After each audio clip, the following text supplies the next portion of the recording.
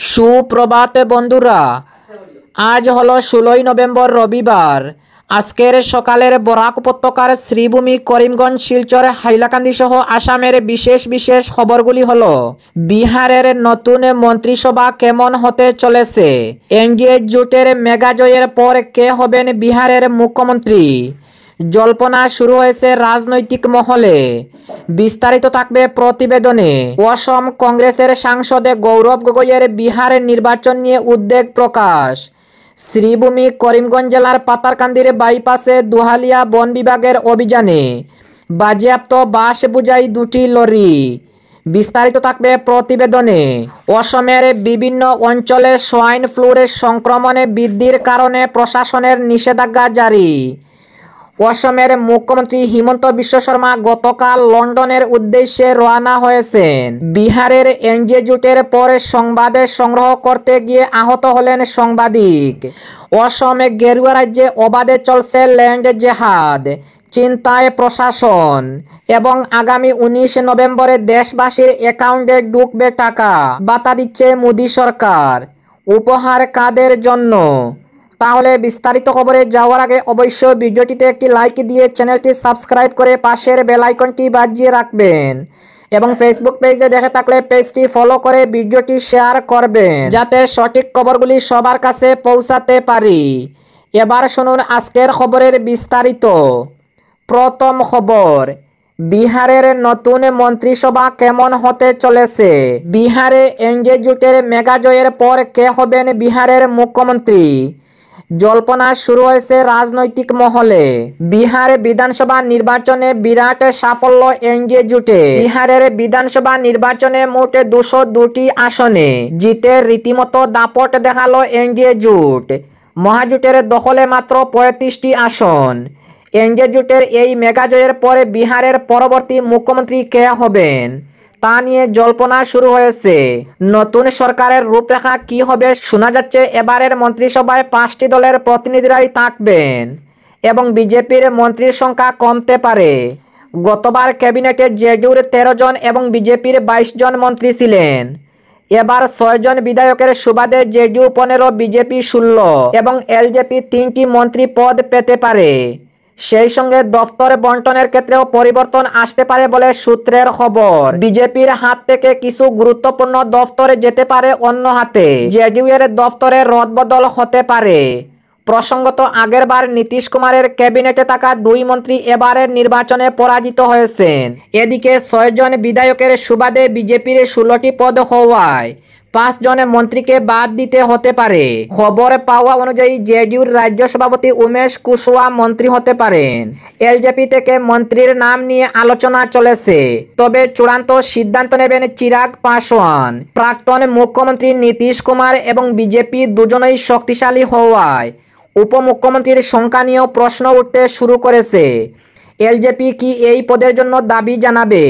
অপরদিকে অসমের কংগ্রেস সাংসদ গৌরব গগৈয়ের বিহারের নির্বাচনের ফল নিয়ে উদ্বেগ প্রকাশ। অসমের যোরহাট থেকে কংগ্রেস সাংসদ গৌরব গগৈ বিহারে বিধানসভা নির্বাচনের ফলাফল নিয়ে উদ্বেগ প্রকাশ করেছেন।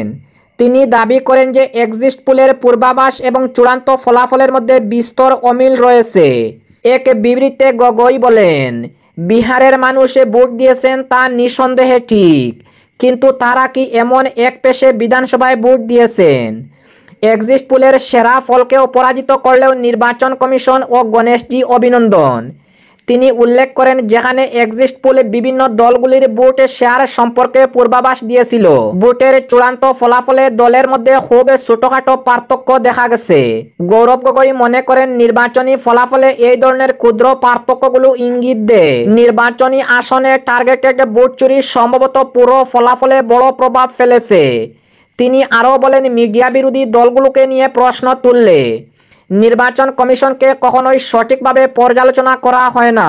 আমাদের বিরোধী দলগুলো সত্য উদ্ঘাটনের সংগ্রাম চালিয়ে যাবে, যাতে ভারতের গণতন্ত্র এবং সংবিধান রক্ষা করা হয়। আগামী দিনগুলোতে গৌরব গগৈ বিহারের ফলাফলের সঙ্গে অসমের রাজনীতির কোনো সম্পর্ক নেই বলে মন্তব্য করেন।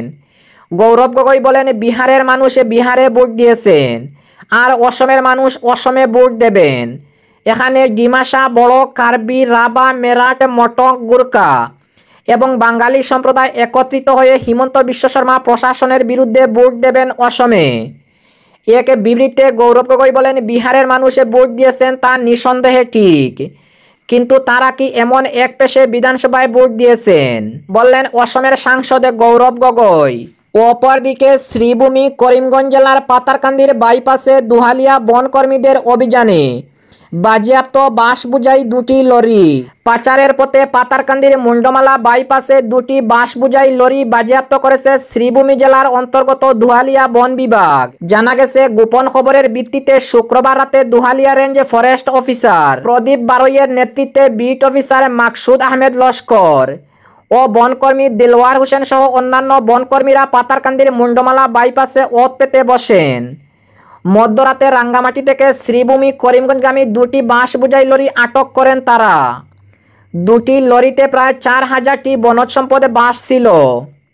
বাজেয়াপ্তকৃত বাঁশ বোঝাই লরি দুটিকে রেঞ্জ কার্যালয়ে নিয়ে যাওয়া হয়। লরির বাঁশগুলির কোনো বৈধ নথি দেখাতে পারেনি লরি চালক। এদিকে মুচলেকা নিয়ে বাঁশ বোঝাই দুটি লরি চালককে মুক্ত করা হয়েছে। বন দফতরের সূত্রে জানা গেছে, বাজেয়াপ্তকৃত বাঁশগুলির মালিক জৈনিক আব্দুল হান্নান। এর আগে 2 দফায় 5-6 হাজার অবৈধ বাঁশ বাজেয়াপ্ত করেছিল লয়ারপুয়া রেঞ্জের বনকর্মীরা। অপরদিকে অসমের বিভিন্ন অঞ্চলে সোয়াইন ফ্লুর সংক্রমণে বৃদ্ধির কারণে প্রশাসনের নিষেধাজ্ঞা জারি। অসম রাজ্যের বিভিন্ন অঞ্চলে আফ্রিকান সোয়াইন ফ্লুর সংক্রমণে বৃদ্ধি পাওয়ার ফলে শূকর নিধন করা হচ্ছে। এর ফলে ক্ষুদ্র এবং বৃহৎ শূকর পালনকারীদের যথেষ্ট ক্ষতি হচ্ছে। আপার আসামের বিভিন্ন জেলায়, বিশেষ করে শিবসাগর, ধেমাজি, ডিব্রুগড় এবং লখিমপুরে সোয়াইন ফ্লুর সংক্রমণে সর্বাধিক বলে আমাদের সংবাদদাতা জানিয়েছেন। গোলাঘাট জেলায় আফ্রিকান সোয়াইন ফ্লুর প্রকোপ আরও বৃদ্ধি পেয়েছে। এই রোগের সংক্রমণ রোধে সংশ্লিষ্ট জেলা ম্যাজিস্ট্রেট ভারতীয় নাগরিক সুরক্ষা সংহিতার অধীনে 2023-এর 163 নম্বর ধারার অধীনে বেশ কিছু নিষেধাজ্ঞা জারি করেছে। অপরদিকে অসমের মুখ্যমন্ত্রী হিমন্ত বিশ্ব শর্মা গতকাল লন্ডনের উদ্দেশ্যে রওনা হয়েছে। আসামের প্রাচীন ইতিহাস সমৃদ্ধ বৃন্দাবনী বস্ত্র আসামে প্রদর্শনের জন্য নিয়ে আসা সম্পর্কে আলোচনার জন্য অসমের মুখ্যমন্ত্রী ডক্টর হিমন্ত বিশ্ব শর্মা গতকাল লন্ডনের উদ্দেশ্যে রওনা হয়েছেন। লন্ডনের সংগ্রহশালায় থাকা এই বস্ত্র আসামে প্রদর্শনের জন্য নিয়ে আসা সম্পর্কে ইতিমধ্যে লন্ডনের সংশ্লিষ্ট কর্তৃপক্ষের সঙ্গে আলোচনা করা হয়েছিল। এই অনুসারে এই বস্ত্র গৌহাটিতে এনে খানাপাড়া সংগ্রহালয়ে বিশেষভাবে সংরক্ষিত করে রাখার ব্যবস্থা করা হবে এবং এর জন্য জমিও বণ্টন করে রাখা হয়েছে বলে অসমের মুখ্যমন্ত্রী হিমন্ত বিশ্ব শর্মা জানিয়েছেন। আগামীকাল লন্ডনের সংগ্রহালয় কর্তৃপক্ষ এবং আসাম সরকারের মধ্যে একটি সমঝোতা চুক্তি স্বাক্ষরিত হবে বলে মুখ্যমন্ত্রী সামাজিক মাধ্যমে প্রকাশ করেছেন। অপরদিকে বিহারের জয়ের পরে সংবাদ সংগ্রহ করতে গিয়ে আহত হলেন সাংবাদিক। বিহারের বিজয় উল্লাসের সংবাদ সংগ্রহ করতে গিয়ে আহত হন সাংবাদিক আশিস দাস। গতকাল শুক্রবার রাতে শিলচরের বিজেপির উল্লাস অনুষ্ঠানে সংবাদ সংগ্রহ করতে গিয়ে আতশবাজিতে আহত হয়েছেন তিনি। নিউ শিলচর এলাকায় বিজেপির নেতা কর্মীরা ঐক্যবদ্ধ হয়ে বিহার জয়ের আনন্দে মাতোয়ারা হয়ে ওঠেন। সেই সময় আতশবাজি তার মাথায় আঘাত করায় গুরুতর আহত হন তিনি। এই ঘটনা প্রত্যক্ষ করে বিধায়ক দীপায়ন চক্রবর্তী তড়িঘড়ি তাকে চিকিৎসার ব্যবস্থা করেন। এমনকি বিধায়কের তরফে সম্পূর্ণ ঔষধপত্র সাংবাদিকের হাতে তুলে দেওয়া হয়। বিধায়ক দীপায়নের সহায়তায় বর্তমানে তিনি সুস্থ হয়ে উঠেছেন। অপরদিকে অসম গেরুয়া রাজ্যে অবাধে চলছে ল্যান্ড জেহাদ, চিন্তায় প্রশাসন। অসমের তিনসুকিয়া জেলায় এক চাঞ্চল্যকর অভিযোগ উঠেছে। স্থানীয় হিন্দু বাসিন্দারা দাবি করেছেন বাংলাদেশি বংশোদ্ভূত মুসলিমরা তাদের জমি কেনার জন্য বাজার মূল্যের চেয়ে অনেক বেশি দামের প্রস্তাব দিচ্ছেন। এতে অনেক হিন্দু পরিবার অর্থনৈতিক লোভে জমি বিক্রি করে দিচ্ছেন, যার ফলে হিন্দু অধ্যুষিত এলাকায় মুসলিম বসতি গভীরে ঢুকে পড়েছে। স্থানীয় সংগঠনগুলো এটিকে ল্যান্ড জিহাদ বলে অভিহিত করে প্রতিবাদ জানাচ্ছে, যখন বিরোধীদের মতে এটি সাম্প্রদায়িক উত্তেজনা ছড়ানোর চেষ্টা। তিনসুকিয়ার ডুমডুমা কাকপাতার এলাকায় এই ঘটনা সবচেয়ে বেশি। সেখানের স্থানীয় বাসিন্দা রমেশ গোয়ালা জানান, আমার পাশের বাড়ির হিন্দু পরিবারকে 1 বিঘা জমির জন্য 15 লক্ষ টাকা অফার করা হয়েছে, যেখানে বাজার দর মাত্র 8 থেকে 9 লক্ষ টাকা। তারা বিক্রি করে শহরে চলে গেছেন। এখন ওই জমিতে নতুন মসজিদ আর বাড়ি উঠেছে। আরেক বাসিন্দা প্রিয়া দেবী বলেন, আমরা চাপে আছি, উচ্চ দাম দিয়ে জমি কিনে তারা আমাদের এলাকায় ঢুকেছে। কয়েক বছরে গ্রামের চেহারা বদলে গেছে। স্থানীয় সংগঠন যেমন বীর লাচিত সেনা, ওয়ালতাই আহোম স্টুডেন্টস ইউনিয়ন এবং হিন্দু সুরক্ষা সেনা এই ঘটনাকে জনসংখ্যাগত আগ্রাসন বলে দাবি করেছে। তাদের নেতা মিলন বরগোহাঁই বলেন, এটি পরিকল্পিত। বাংলাদেশি অনুপ্রবেশকারীরা উচ্চ দাম দিয়ে হিন্দু জমি কিনে উচ্চ অসমে ঢুকেছে, এতে আদিবাসী এবং হিন্দু সংখ্যালঘু হয়ে পড়বে। আমরা ডকুমেন্ট চেক করে তাদের বাধা দিচ্ছি। গত মাসে তিনসুকিয়ায় কয়েকটি মিয়া মুসলিম পরিবারকে গ্রাম ছাড়ার নোটিশ দেওয়া হয়েছে বলে খবর। অসমের মুখ্যমন্ত্রী হিমন্ত বিশ্ব শর্মা এই ধরনের অভিযোগকে গুরুত্ব দিয়ে বলেছেন, আমরা ল্যান্ড জিহাদের রুখতে আইন আনছি। হিন্দু মুসলিমের মধ্যে জমি বিক্রিতে মুখ্যমন্ত্রীর অনুমতি লাগবে। সরকার ইতিমধ্যে তিনসুকিয়া সহ কয়েকটি জেলায় ধর্মীয় ভিত্তিতে জমি হস্তান্তরে কড়াকড়ি করেছে। 2024 আইনে বলা হয়েছে আদিবাসী বেল্টের নন ট্রাইব্যুনালরা জমি কিনতে পারবে না। তিনসুকিয়ায় অনেক ব্লক এই নিয়মের আওতায় রয়েছে, কিন্তু বিরোধী দল কংগ্রেস এবং এআইইউডিএফ এটিকে সাম্প্রদায়িক বলে সমালোচনা করেছে। এআইইউডিএফ নেতা আমিনুল ইসলাম বলেন, এটি মিথ্যা প্রচার। অসমে মুসলিমরা শতাব্দী ধরে বাস করেছে। উচ্চ দামে জমি কেনা অপরাধ নয়। সরকার হিন্দু মুসলিম বিভেদ সৃষ্টি করেছে। বিশেষজ্ঞরা বলেছে অসমের জনসংখ্যার পরিবর্তন হচ্ছে, কিন্তু তা শুধু অনুপ্রবেশ নয়, উচ্চ জন্মহার এবং অর্থনৈতিক কারণও রয়েছে। এবং আজকের শেষ খবরটি, আগামী 19 নভেম্বরে দেশবাসীর অ্যাকাউন্টে ঢুকবে টাকা, বাতা দিচ্ছে মোদী সরকার। উপহার কাদের জন্য? বিহার নির্বাচনে জয়ের পরে মোদী সরকার পিএম কিষাণ প্রকল্পের 21তম কিস্তি প্রকাশ করতে চলেছে। এর ফলে দেশের 11 কোটির বেশি কৃষক উপকৃত হবেন এবং তাদের ব্যাংক অ্যাকাউন্টে সরাসরি আর্থিক সহায়তা পাঠানো হবে। বিহারের নির্বাচনে বিপুল জয়ের পরে দেশবাসীকে বড় উপহার দিতে চলেছে মোদী সরকার। সদ্য প্রকাশ্যে এলো এক প্রকল্পের কথা। দেশের 11 কোটির বেশি মানুষ পেতে চলেছেন বিশেষ সুযোগ সুবিধা। তাদের অ্যাকাউন্টে ঢুকবে টাকা, তা 19 তারিখে। কেন্দ্রীয় সরকার বিভিন্ন প্রকল্প চালু করেছে, যার দ্বারা উপকৃত হন বিভিন্ন স্তরের মানুষ। পড়ুয়া থেকে বৃদ্ধ সকলেই পেয়ে থাকেন আর্থিক সাহায্য। তেমনই কৃষকদের দেওয়া হয় বিশেষ সুবিধা।